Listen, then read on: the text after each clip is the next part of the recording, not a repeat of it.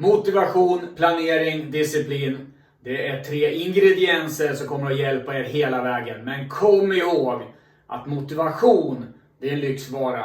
Ni har anmält er till programmet. Det är tillräckligt mycket motivation. Sen är det planeringen och disciplin som gör att ni kommer att lyckas.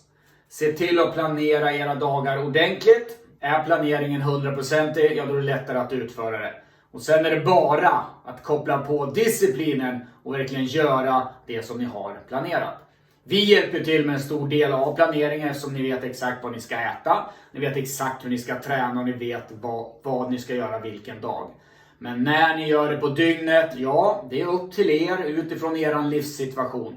Se till att planera dagarna, ha disciplin för att utföra det och motivationen.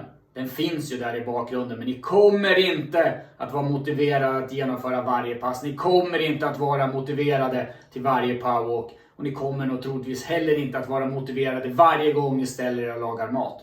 Men planering och disciplin, det är det som tar oss igenom det här.